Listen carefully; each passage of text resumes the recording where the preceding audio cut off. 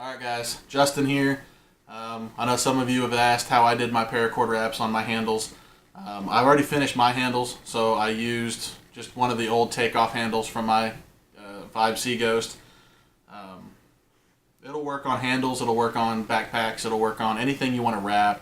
You can do knife handles, just about anything with it. Key starting point is the right paracord. I have the orange camo Sea Ghost, so I got the orange camo paracord. I ordered it off of Amazon from, I believe, Paracord Planet. I got like 100 feet of it, and it was like $10 or something. It wasn't much at all. And honestly, I've gone through the entire supply that I have. Now, since this isn't my primary handle that I'm going to use, I'm just using it for demonstration purposes. I'm not actually going to cut this cord. I'm just going to show you how to braid it with the cord that I have. To usually start out, I think I measured this and it was like 5.5 inches, the surface that you're going to try to cover. I use about 12 feet of cord. It usually leaves 10 inches, maybe a foot on either side that you'll have to cut off later. But it's always good to have extra because you can cut it off, but you can't add more. You may have to trash a little bit, but that's fine. The way I get my 12 feet, obviously I'm about 6 foot tall, so I just go with my wingspan all the way out twice. That gives me my 12-foot mark, and then I just cut it off right there. From there, I like to take my cord and just start at one end and just loosely run it through my fingers. And what that'll do is kind of straighten it all out. A lot of the cord is coiled up or it's wrapped real tight, and that'll create little kinks in the cord. And if you have a kink in the cord, when you go to knot it, sometimes the knots won't cooperate. They won't cinch up on you. They'll have a little jam in there and it won't work. I find that by just kind of smoothing it out through your fingertips and letting it lay flat, it helps get the cord straight. And it gives me a good way to knot it without having any disruptions. Once I've done that a couple times, I'll just run the two ends together, try to find the center of my cord. Once I got my two ends laying together, I'll just pinch it with my fingers, run it through until I get to the end, and that gives me roughly the midpoint of my cord, which is where I want to start making my handles. Go ahead and move over here. Alright, now from here, I have the middle of my paracord and my handle. You want to put the loop around the handle. You want to have one strand going over the top, one strand under the bottom. Okay. From here, I like to move the top cord kind of out of the way, so I'll just kind of toss it up to the side. Using the bottom cord, the one that goes underneath, you're going to come up, over the top, and then back through this little hole that you've created, and then pull it across to the other side. And then just pull all of your slack through. My cord's about 15 feet, so it takes a little bit longer. Once you get here, slide it up to where you want to start it, and then just pull it tight. You can see that puts a knot over here on the left.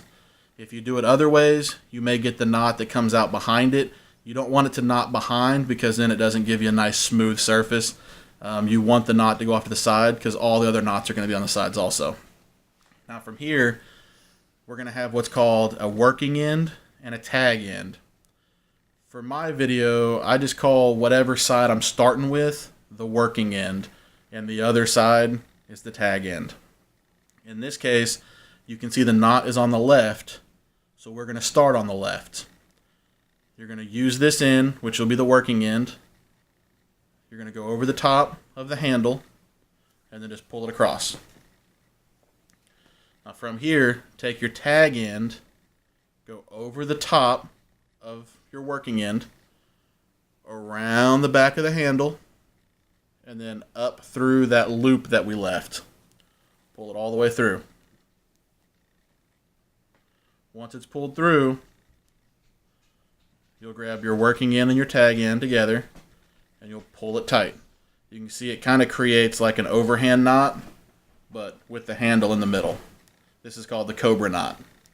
So you'll cinch that tight, slide it up, and then pull it tight again, And you can do this as many times as you want just to make sure that it's nice and snug and everything is uniform going up. I like to make mine real tight.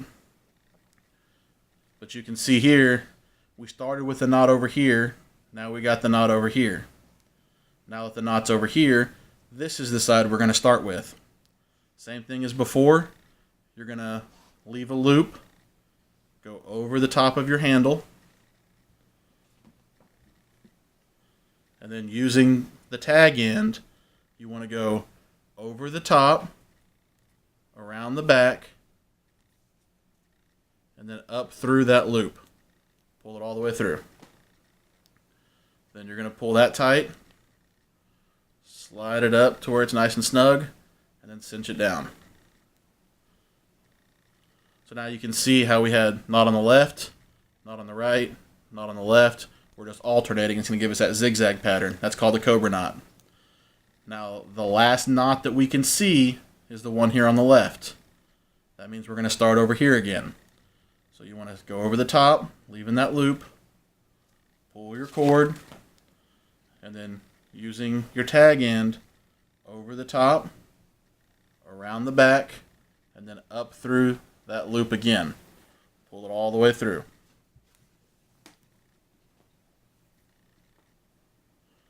Once you have it here, same thing again. Cinch it up, slide it till it's tight, and then just make sure it's nice and snug. Now you can kind of see how we're getting that zigzag pattern. Now we have a knot on the right hand side. You're going to continue doing this, and I'm going to show you a couple more loops. I'm not going to explain them. I'm just going to run through them real quick so you can kind of see us build a little bit further. So make the loop, cross, over the top, around the back, through the hole, and cinch it up. Start on the left now, leave the loop, over the top, around the back, through the hole.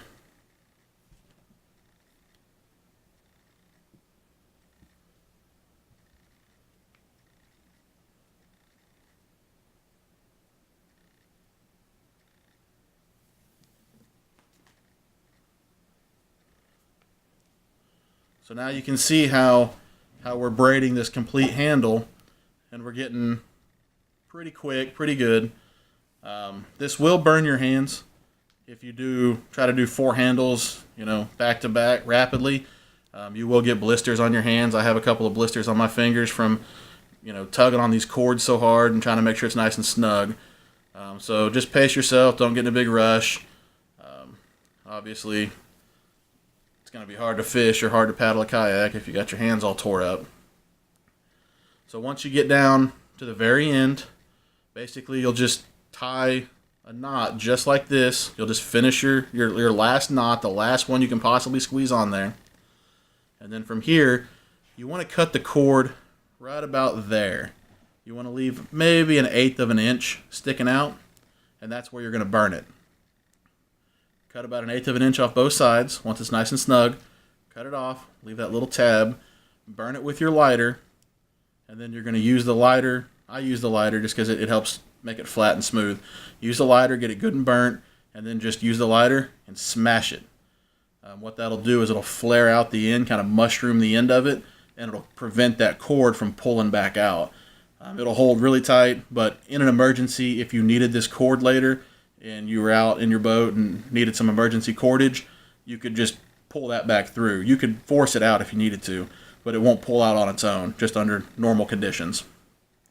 I know these cords have the inner strands. Like I said, there's probably about 10 foot of cord that'll fit on each handle. So when it's all said and done, if I had to pull all these cords apart or off the handles, I'd end up with approximately 40 feet of 550 cord that I could use. With the inner strands, I could have up to 150 feet of the inner strands if I needed them. So that's my little tutorial on how I braided my handles. Hope it works out for you. If you guys have any questions, just let me know. I'll be more than happy to try to explain it a little bit better or maybe show you a different way. But this is just my method. There are other ways to do cobra knots. You could, cut your cord in half and do half, orange and half black. And that would give you orange down the middle and, the black knots, or black down the middle with orange knots. there's a lot of different variations on how to do that. You'll just have to be able to fuse two pieces of cord together. There are videos on YouTube on how to fuse cords together. The way I like to do it is just burn it and then use a needle and thread and just put a couple of nice stitches through there and hold it nice and snug. That's how I fuse them together and make them strong. Thanks for watching. Hope it helps, and hope you guys get some paracord wraps done. That's about it. Signing out. Keep your lines tight, and have a good day, guys.